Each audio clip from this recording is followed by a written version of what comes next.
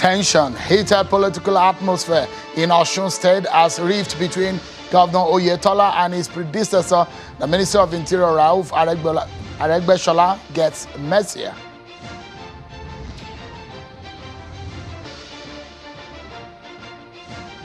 And fear grows over proposed bill which some experts say may be targeted at whittling down the powers of the Economic and Financial Crimes Commission, the EFCC. We'll find out the details of that ahead of the public hearing.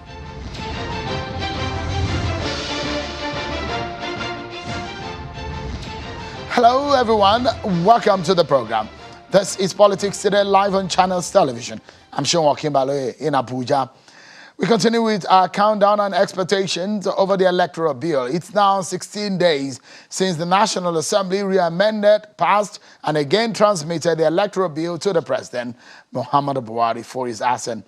This comes after he has first rejected it, but he told Channels Television in an exclusive interview that he will sign the bill should the National Assembly fix all the gray areas he pointed out to them. And so the nation now awaits eagerly the president's assent and are hoping that the president will keep to his promise of signing the bill.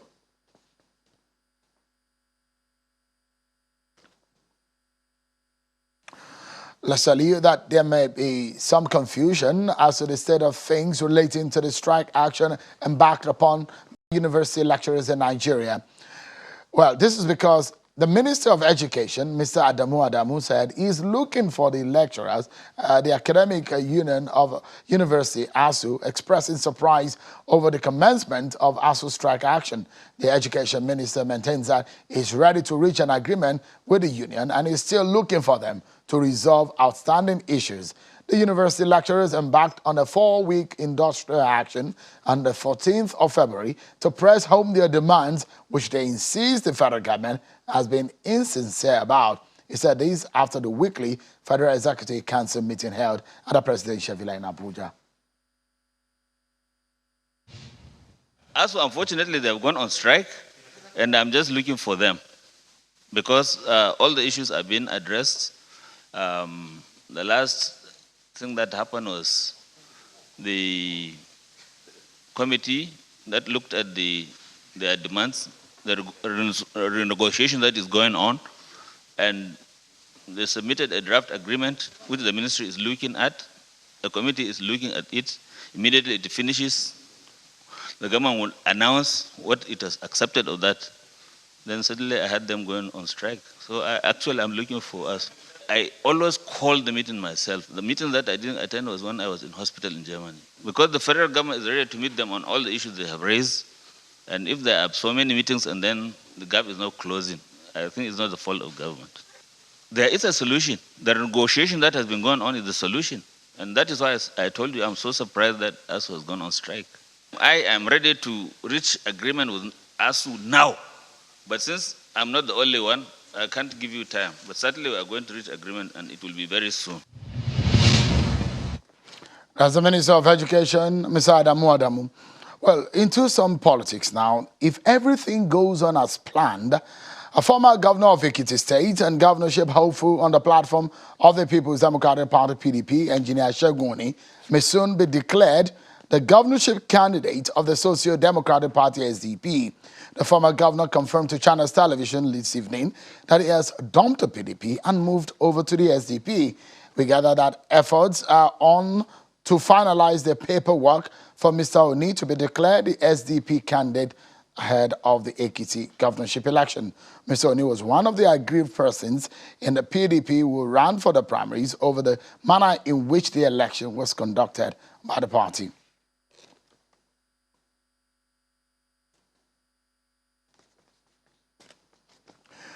All right, then we need to get you updated with some of your political roundup stories. So here they are.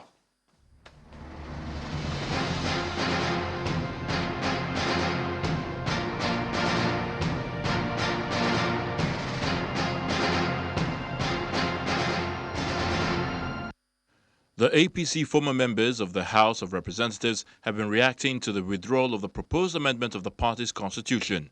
The group is delighted that the party's draft constitution is being withdrawn ahead of the February 26 National Convention.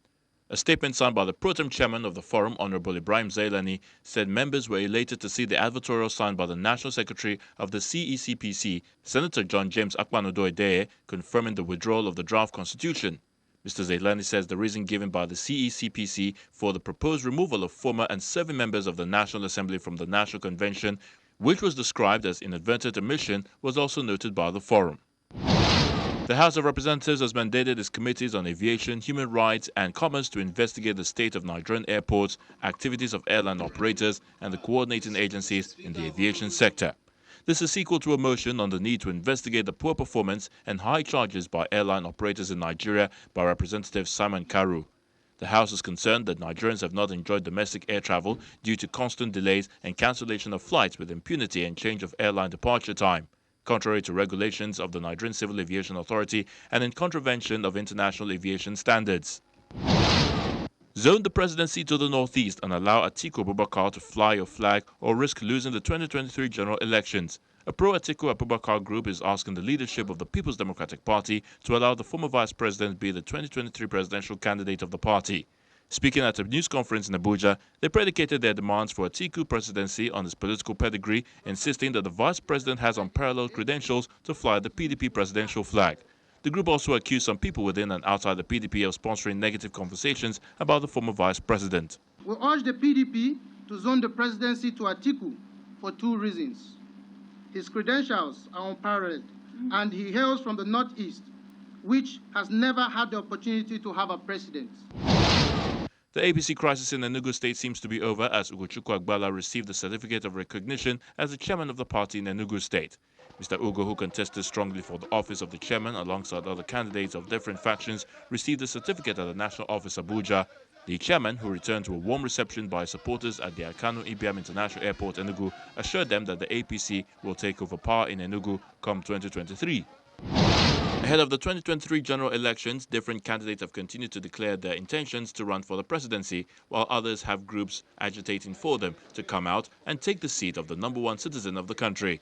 A group of young people who identify themselves as Northern Youth Political Awareness met in Kano Metropolis with youth leaders from 19 northern states to canvass for the presidential candidacy of former governor of Abia State, Orji Uzor Kalu. They tagged the meeting as OUK 2023. I believe in Orji Uzor Kalu. I believe that all the presidential candidates today, he's the most competent. He's the right person that North are looking for. Zoning of political offices should not be overflogged, but competency and ability to strengthen the unity of the country should be the basic requirements to consider chosen political office holders. The former acting national chairman of the People's Democratic Party, Abubakar Kawu Baraje, stated this while addressing journalists on the state of the nation in Ilorin. He stated that almost all zones of the country have one complaint or the other on marginalization, adding that whoever is determined to unify the country from the present divisions should be considered.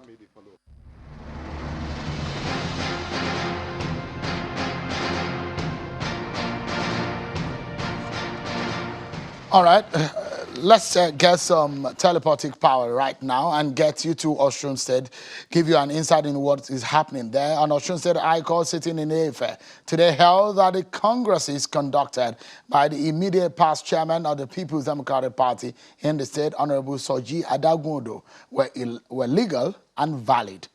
The court, presided over by Justice Adeyinka Aderibigbe, also struck out the judgment of Federal High Court sitting in Akure in Ondo State, which recognized Sunday BC as the People's Democratic Party chairman.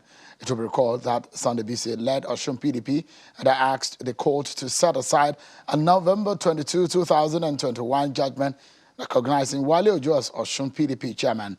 While speaking with journalists, the defendant lawyer, Edward Buromoni, noted that the implication of today's verdict is that Barrister Wale Ojo is the state acting chairman of the People's Democratic Party in the state, and Buromoni hinted that the court, in its wisdom, had expressly upheld the preliminary objections, hence Sunday BC should desist from parading himself as the state chairman.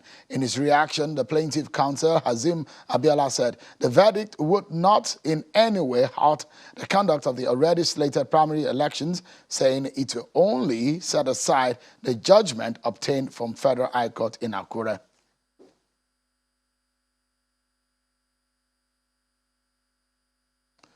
Well, now to the issues relating to the All Progressives Congress APC in same Osun State. The past days have seen rancor, some heated debate, and perhaps some controversies that have been generated within the camps of the Governor Oyetola and that of the former Governor and the Minister of Interior, Ralph Aregbesola. The Minister, Ralph Aregbesola, has thrown his weight behind a former Secretary to the Osun State government, Mr. Moshood Adeoti. And in some of the videos which have now gone viral, Mr. Aregbesola is seen speaking about the stance of the APC leader, Bola Tinubu, on the situation relating to the refusal of the leader of the APC, former governor of Lagos State, and how he was refused, or the party in the state refused Governor Akinwumi Ambode then a second time in office, and how that could also replicate in Osun State. Well, things have gone violent. We've seen attack on the campaign office of Mr. Ralph Aregbesola, and several reactions have now trailed that statement he made and creating more controversies. Tonight, let's get some perspective into these, everyone. I'm being joined tonight here by the special advisor to the Minister of Interior, Mr. Bola Ilori. He's here in Abuja City. Thank you so much for coming tonight. You're welcome. And from Oshogbo virtually is Senator Basiru Ajibola, who is obviously a supporter of Governor Oyetola. Thank you so much, Senator, for coming on tonight. Perhaps I should begin with you, Mr. Ilori. Okay, the Senator is here. I'll allow the Senator to respond, but let me begin with you. Things have gone violent.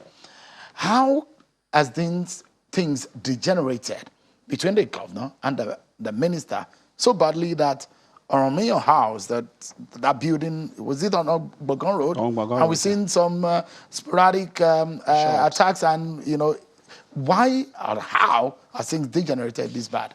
Well, it remains surprising to everybody because we had the opportunity of ruling that state for 8 years and there was no issue of violence.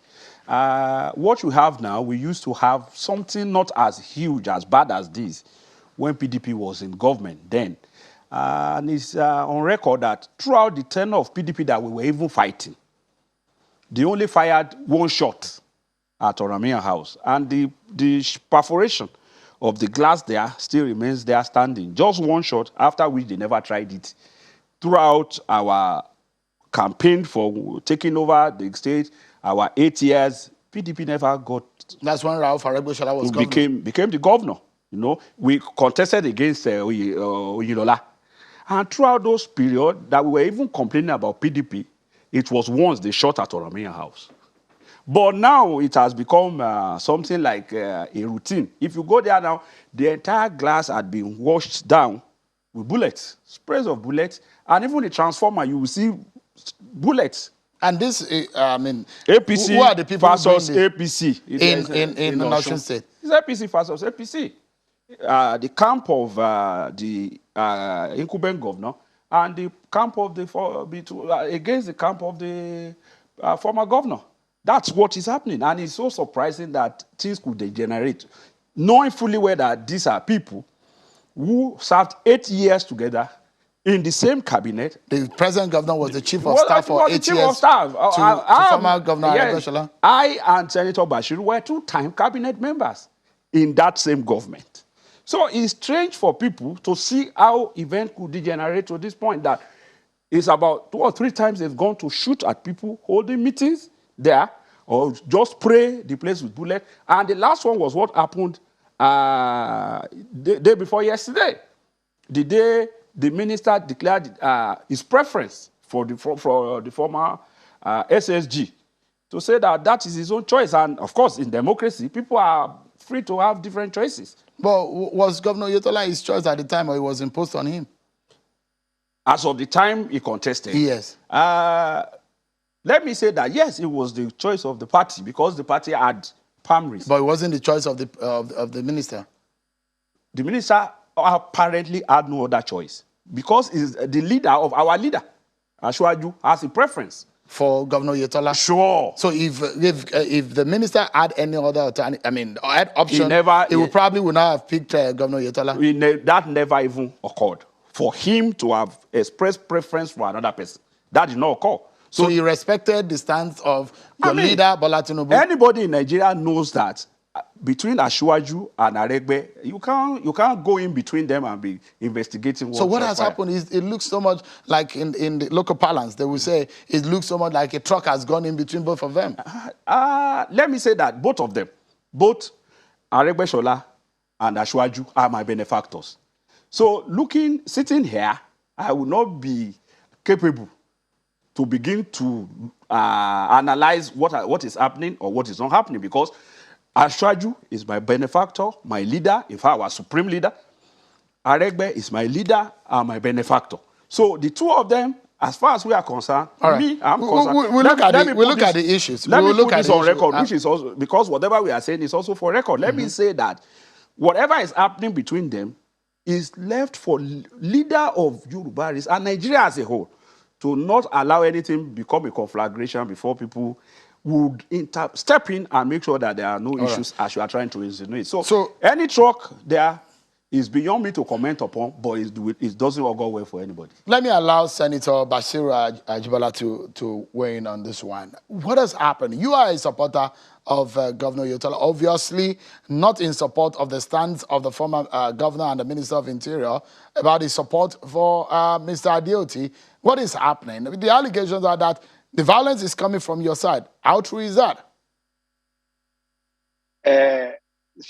I'm a legal practitioner by training, and you know that I've also served as Attorney General and Commissioner of Justice under our leader, Ogwede Aregbe Shola. I'm not a frivolous person, and I will not engage in frivolous argumentation with anybody, no matter how I place, not even with Bola Ilori. The issue of shooting of guns, vandalization of properties are criminal acts, and there are established procedures. There are established institutions to investigate and take people who are culpable. As I'm speaking now, I have not seen any report on any investigation that show the incident he alleged occurred, and by those allegations were perpetrated. So to me, they are mere political speculation on his part. As a respectable member of this legal profession and as a senator of Federal Republic, I leave it to law enforcement agents to conduct the investigation, and anybody found to be culpable of carrying out activity inimical to peace and tranquility of our state will be dealt with. I think that is about the issue. So I will not go to engage in speculation as to what happened and what did not happen. And I challenge anybody that has reports of credible investigation from any law enforcement agent that give, the cause or what he alleged, whether they occur, by whom those acts, if they occur, had occurred. So I will stay at that. Then on the question of alleged factionalization of the party, I'm also a legal practitioner, and in my own right, I'm a leader of the party as elected senator of, perhaps the largest constituency in Osun. As of today, the recognized leadership of our party is Prince Gboyega Famodun, and there has been given letter, a certificate of return by the leadership of our party. I'm aware that a splinter group went to court, Federal Court, to challenge and advisedly, I want to say, the World Congress. And that case has been thrown out on the ground of lack of jurisdiction, lack of course of action, and nebulous representation. Another case instituted challenging the World Congress at Ekiti High Court was also thrown out on the account of lack of diligent prosecution. So as I speak today, there is no pending action against the leadership of the party in the state. And I want to put on the record too, Justice talk about record. There is no case or any petition challenging the World Congress conducted in Osun. There is also no case or petition challenging the state congress conducted in Osun. To all intent of purposes, if anybody parades himself as fractional chairman of the party at the local government, at the ward, at state level, the person is just a comedian at the best, because it's not known to law, to the party hierarchy. And I also want to say that our leader, Ogwede Aregbe Shola, is free to pitch his tent with any aspirant that is so desire in the next election. For me, Ajibola Bashiru and the leadership of my party in my constituency in Osogbo, we had a stakeholder meeting today, and I have pictures to show. Our preference is to support Ogbeni Isiaka Boyega Oyetola to continue in office beyond 2022, November. And this is because we are convinced of his sterling contribution to the development of our state. And we believe he has fostered an atmosphere of development and progress to our state. So the question of atmosphere of siege or whatever anybody wants to say may be in the figment of imagination of anybody, not grounded in law, not grounded in the finding of law enforcement agency. Talk is very cheap, but as a serious-minded person, I will not engage anybody in the matter of what is not grounded in evidence, what is not grounded in law, and what is the figment of imagination of anybody, no matter how highly placed. All right. So let me come back to Mr. Bolailori. Why is the minister not supporting the governor? Because convention-wise, a sitting governor is usually, not only in Nigeria, globally, given a chance of first refusal. I don't know where you are copying that from. All the democracy I know is at the end of each, 4 years, the seat is thrown open for people to challenge. And if you make it, you are cool. It's a convention. It's not basically law. But I'm saying that it's a chance of first refusal. Doesn't mean that nobody can contest. But a chance of first refusal. So what is the reason why the minister is not supporting Governor Oyetola, whom he helped to become governor? Talking about legality. Yeah. There's no legality in what you are saying. I'm not. I said it is not legal. I said it is a convention. Okay. So it is not. I didn't say it was legal. I said it's a convention, and it's a global convention in politics. Let me answer you. We have our own tradition and culture to follow. ASUU is the leader of our line. You know, in political party, you have line, and we learn from example. Because Trotsky said where the tradition is missing, a striking example becomes essential. A striking example is Lagos. When Ambode, at the end of his first tenure, people felt he was not doing well to the party. The party decided they were going to do away with him, and it was done. So there's nothing strange about... Is the case the same now? It's the same. It's the same. Very simple matter. So the party is Ralph Aregbesola and its structure, saying they don't want Aregbesola. Yes, some people still wanted Ambode. Well, I mean, we'll be deceiving ourselves to feel some people doesn't want Ambode when he was removed. Some people wanted him. Some people don't. So the grievance is that Oyetola has not performed well. Yeah, as far there are various levels of measurement of what constitutes your choice for leadership. You cannot have somebody who feels and all his all his ESCO members, in the majority, will come out and say bad things about you. Politics is about interest. If you feel your interest is not well serviced somewhere, you go somewhere. In the history of Osun, and politics, let me say in the Southwest, I might not know the whole of Nigeria, nobody can take away from the fact that till today, the most popular politician in Osun is Ogbeni Aregbesola. There is nowhere he will step his feet that will not become instant rally. If such a person could be disparaged for 3 years and is still as popular as he is, he has the right now. It will be treason for him to have wanted to remove the governor before now. So this is also personal for Aregbesola that he's been disparaged. I mean, it's obvious. He's not been reckoned with by the governor. Anybody that has anything to do with Ogbeni, that says any good thing about Ogbeni, that's Aregbesola, in Osun, becomes the enemy of the sitting government. So we can't continue that way. Since you're here and you're an ally and you work for the minister, and I was. Can you confirm the reason why they fell out? I met with the governor, the sitting governor, because we were all in the cabinet for 8 years. I wonder what could create this enmity. It's unexplainable. There is till today. I challenge anybody to come out with what actually started any issue in Osun. Could it be that the rumor we're hearing within your rank that it's because of split of funds and all of that? Those are allegations and those are rumors that we're hearing. No, that rumor does not exist. I'm sure nobody's alleging. I'm very sure you have read it. No. Maybe you are just telling me that. So maybe if you are not read, maybe so it's new to your ears. It's new to my ear because I even posed the But there's some interest that are not being serviced, and that is the reason why they fell out. That cannot even be an issue because I personally asked the governor, is the former governor demanding money from you? You know, what was his response? And he said, no, that I know that Ogbeni is a Spartan man. He doesn't believe in luxury. He doesn't live any luxurious life that requires any services. What was the reason? Even when I asked the governor, he said he doesn't. Have you asked the minister? I'm in between the two of them. I did not know any of them. So you don't know what has caused it? The governor himself does not know. All right, let me ask the senator, maybe he knows because he's a leader of the party too. I'd like you to respond to what Mr. Ilori has said, and perhaps if you can tell us tonight, what is the cause of the godfather and the godson, in this sense, political godfather and political son, were falling apart just in less than 4 years? Unfortunately, Shew, I'm a very serious-minded person. I don't respond to what I consider to be shenanigans. The issue of governance has gone beyond issue of whether somebody's personal interest is taken into cognizance or not.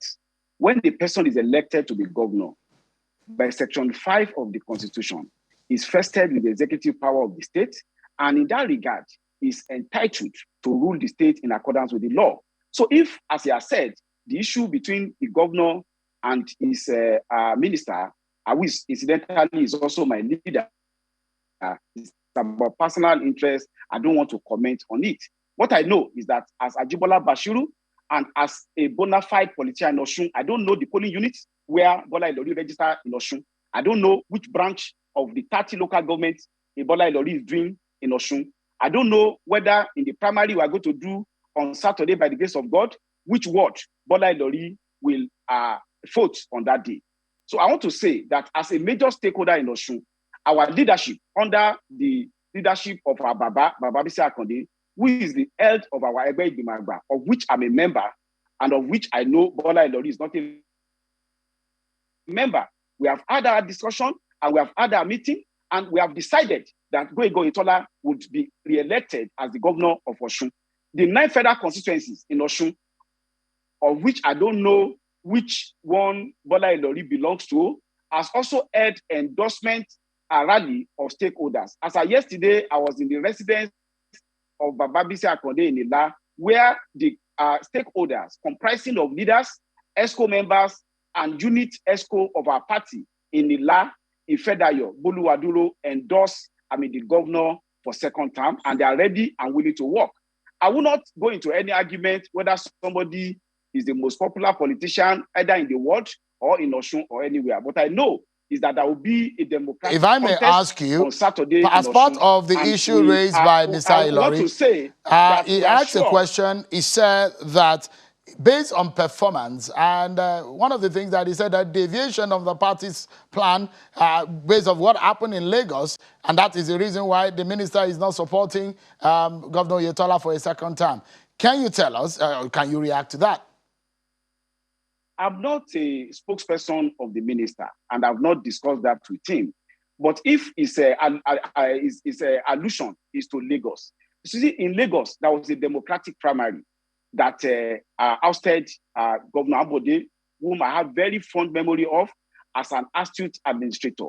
There will be a primary on Saturday. Let the party in Osun decide who carry the banner. There's no issue about making analogy between Lagos and Osun in this regard. There is a primary. It will be after the fact for us to know whether the preference of our leader, the minister, will carry the day, or our preference as people who are politicians, who are on ground in Osun, will carry the day. So for me, there's no reason. Let me allow Mr.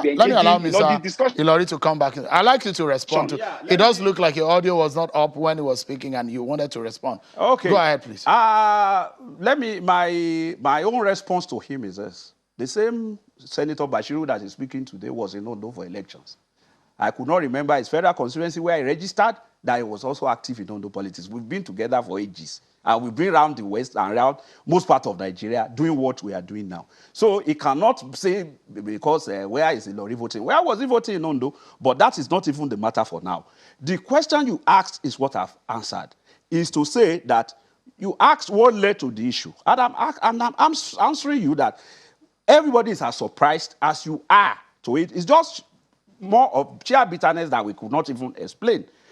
Nobody is saying, I mean, I agree with him, like I told you, that democracy is about people having choice. You have the right to want to change anybody you don't like.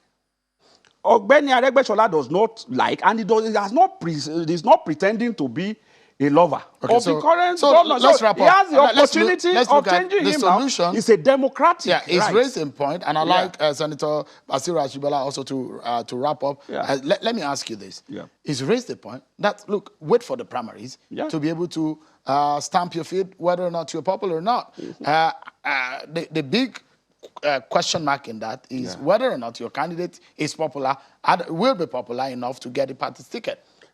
I want to assure you, if election is conducted free and fair, because that's where the issue is, the man who is contesting, because that's another major issue the party may have to face after the primaries. The man who is contesting the election as the current governor is part of the caretaker committee that is organizing the election. A man being a judge in his case is a very serious issue that I'm sure will still be addressed at the appropriate time. If election is conducted free and fair, the governor stands no chance. All right, because we need to wrap up. Senator, your final word. When the election or the primary is conducted, does Governor Oyetola stand a chance? Before he said, look, the matter is that you can't be judging your own matter. The issue of principle of natural justice. My final word is I'm laughing at Bola Ilori. Their aspirant will be defeated flatly in the free and fair contest on Saturday, and he can take it to the bank.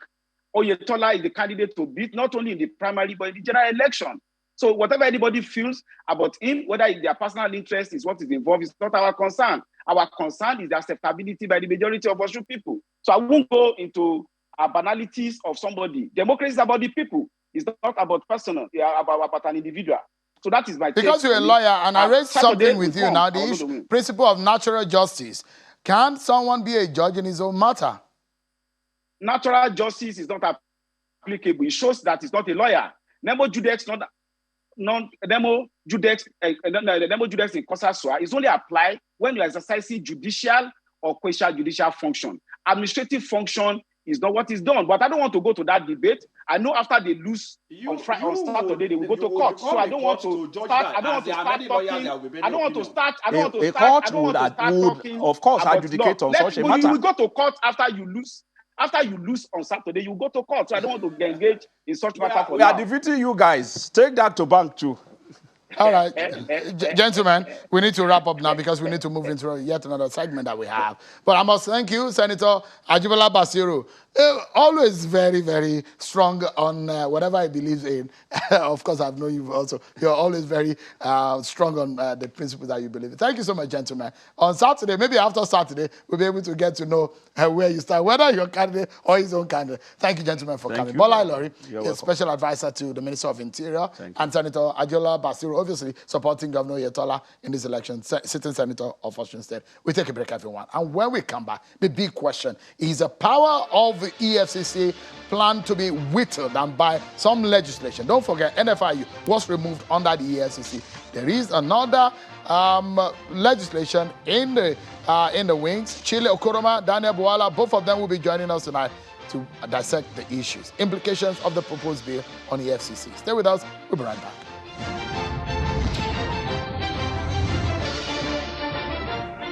Thank you so much, everyone. Welcome back to the program.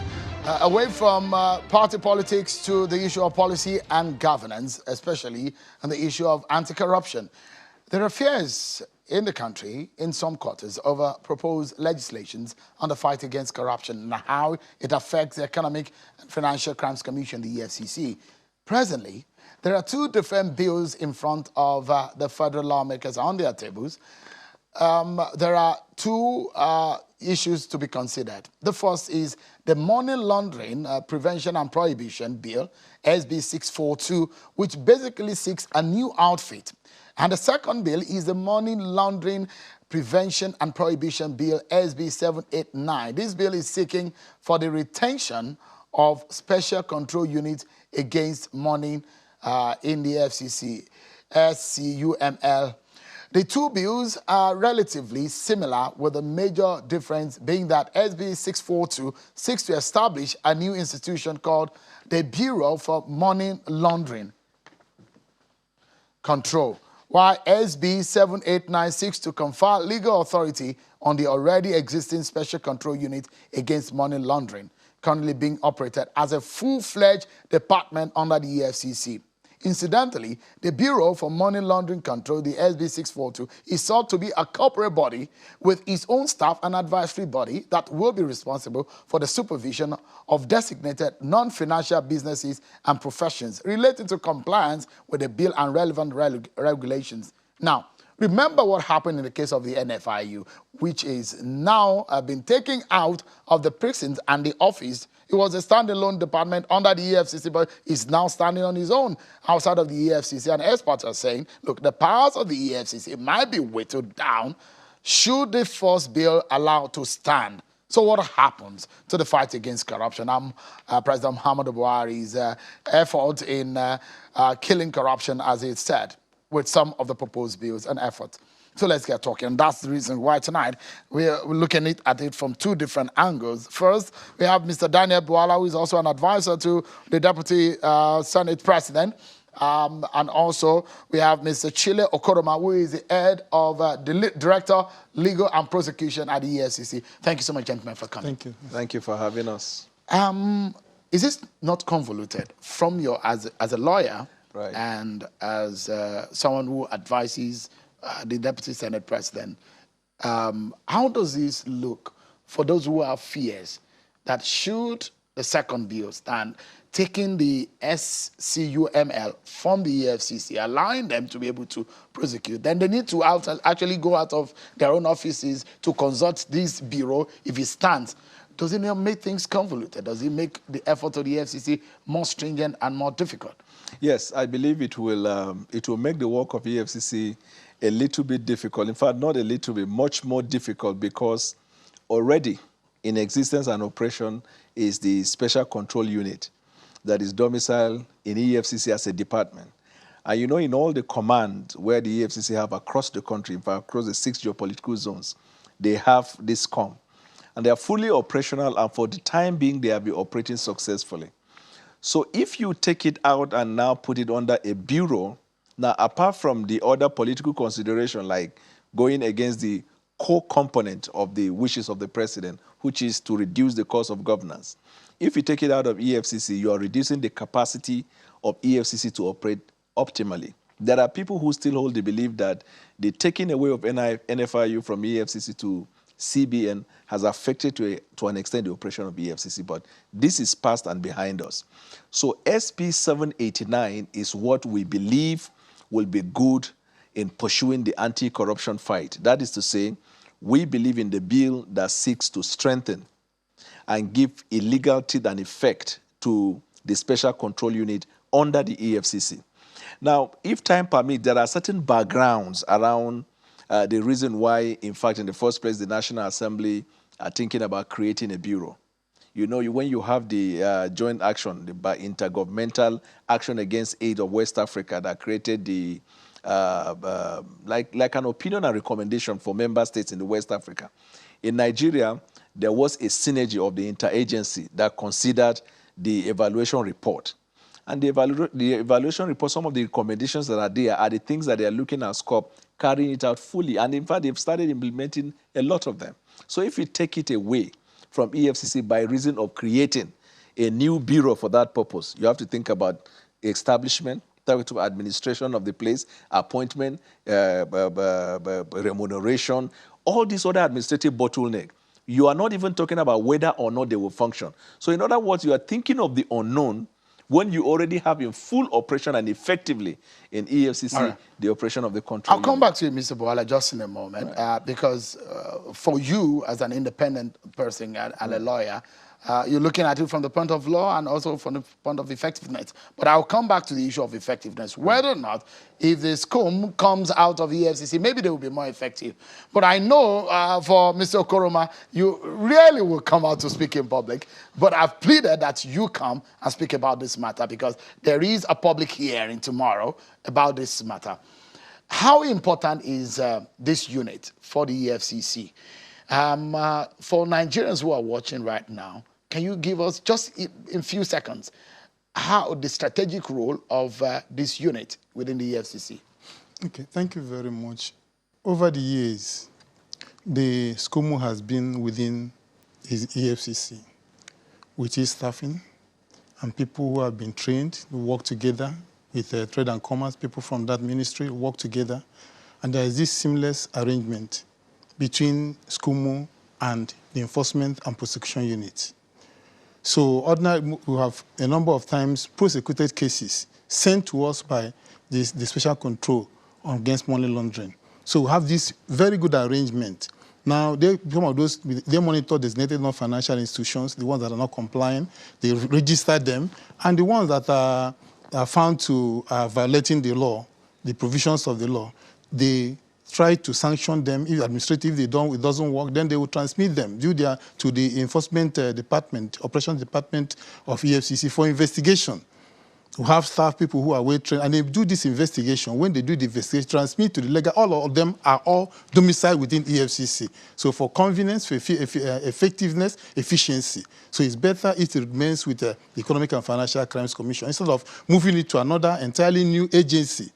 Now, an infant agency where people, you just have to bring in people who are not, will start going through training and then how to prosecute such matters. We have experienced people in EFCC who have been trained over the years. Has the EFCC been allowed to participate in the public hearing?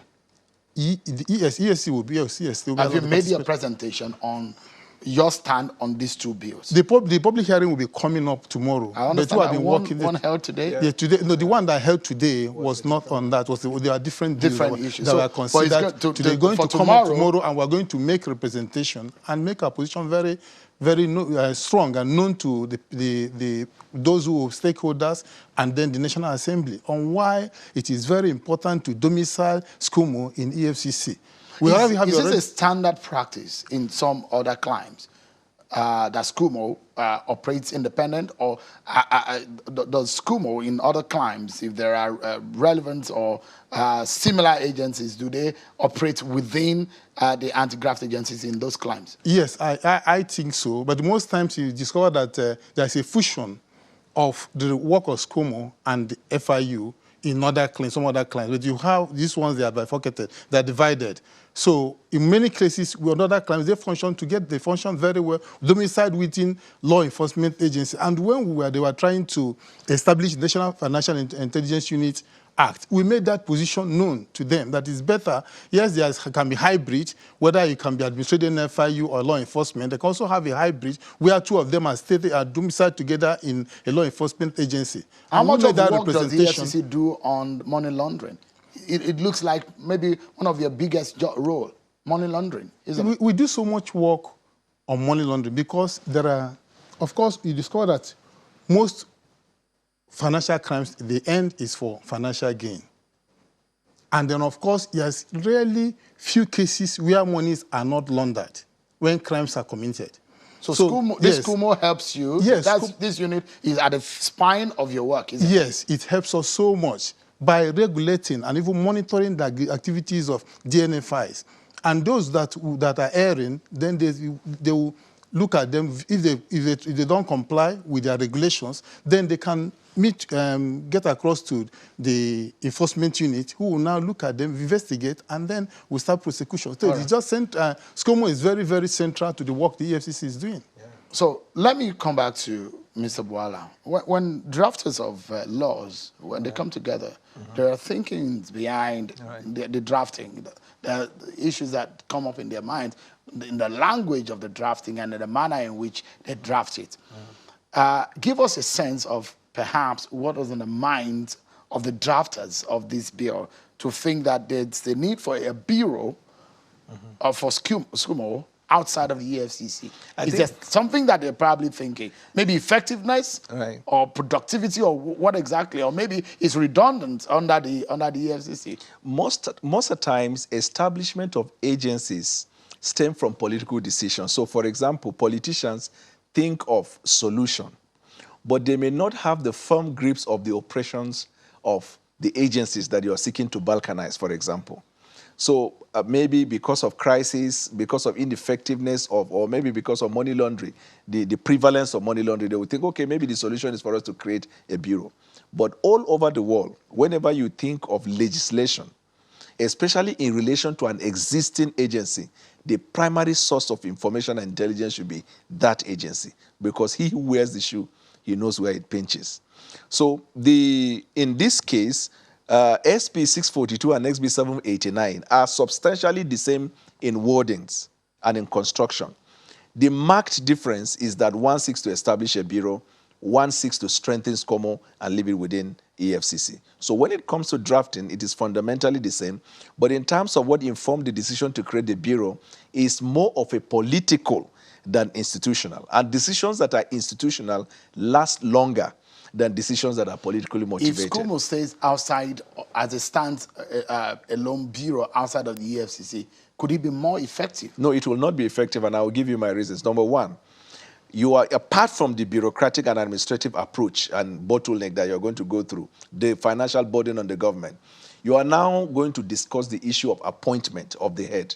Then it falls within the hand of politicians. Then political motivation and political interest begin to play. That means you are likely to compromise the fundamental work that EFCC is doing, the existing SCUML within the EFCC. A politician who is under investigation, if he happens to be in the National Assembly, I'm not suggesting, but I'm saying assuming, will think of that. You remember NFIU, the removal of NFIU from EFCC to Central Bank stemmed from the crisis, I remember, in the National Assembly between the agency and some of the politicians under investigation. So when I say certain political decisions have to be carefully looked into, now whoever proposed this bill meant well, but in terms of effectiveness, I believe that if you take SCUML out of EFCC and create it as a bureau, the issue of appointment of officers, the issue of training of officers, you already have trained people. You already have infrastructure in place. You already have intelligence sharing mechanism already in place. You are abandoning that. In other words, let's say you have a world-class stadium, and you now feel that this world-class stadium is designed to look like egg. You prefer the one that looks like a chicken, and you don't want to go and create the one that looks like a chicken. Are you likely going to be more effective?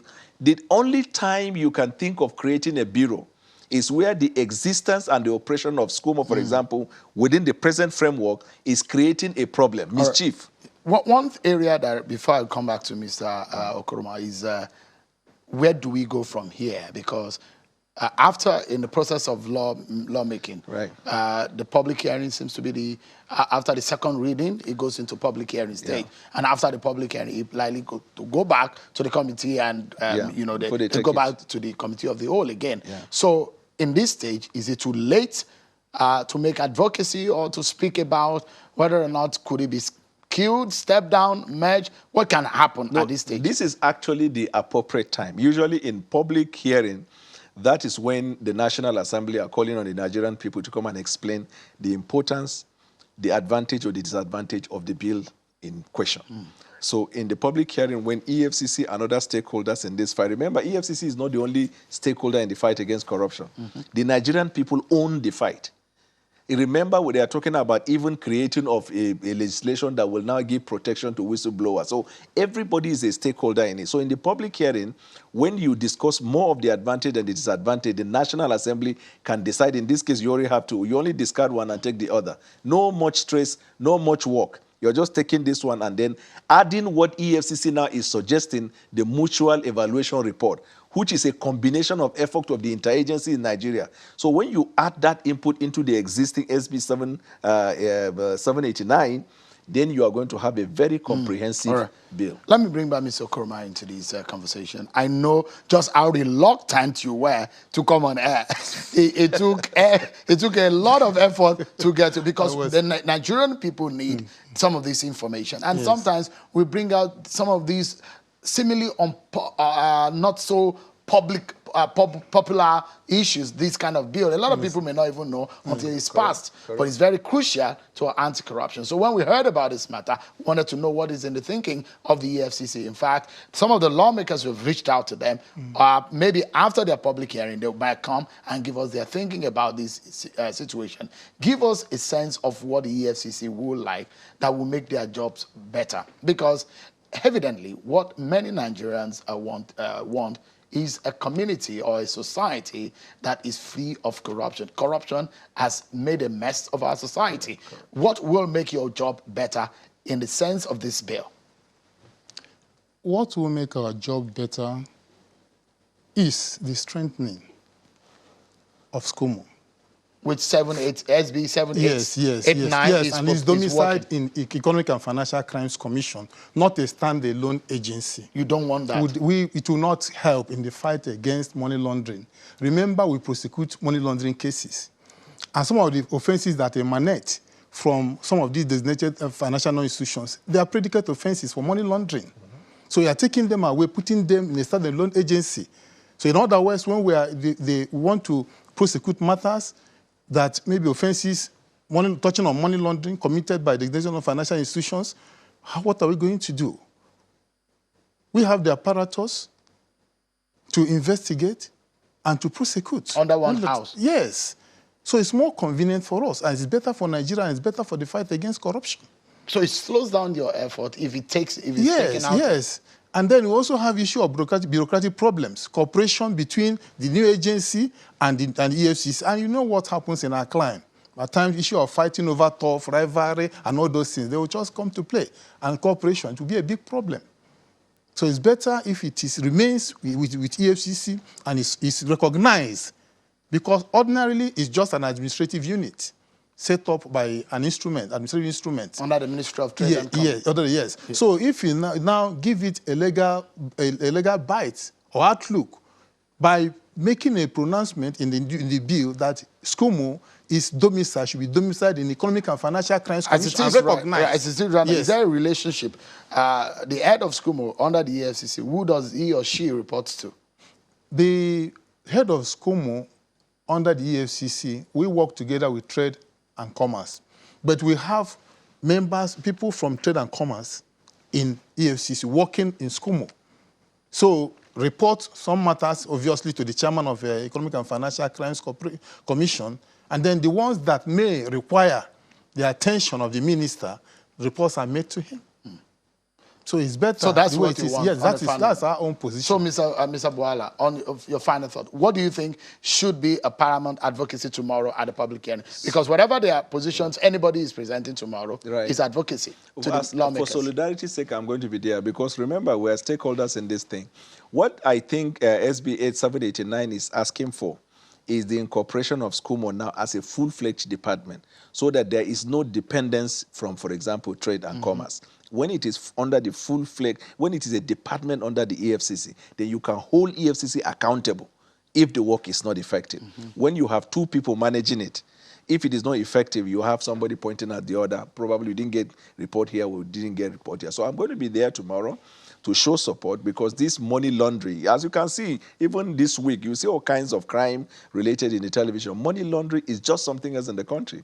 And the only way we can save ourselves is to ensure that that is made strong. Well, most sincerely, thank you, Mr. Bwala, for coming on. Thank you so much for talking to us about this matter. And Mr. Chile Okoroma, the Director of Legal and Prosecution. He will not talk on TV, but tonight,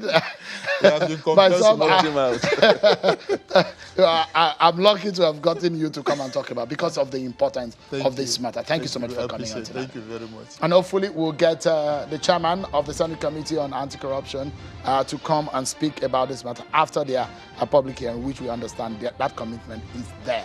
So you can get a sense of what this all means, an anti-corruption war in Nigeria. Thank you so much for being such a wonderful company tonight. Until tomorrow, and I'll see you again. I'm sure Akimale. Bye, everyone.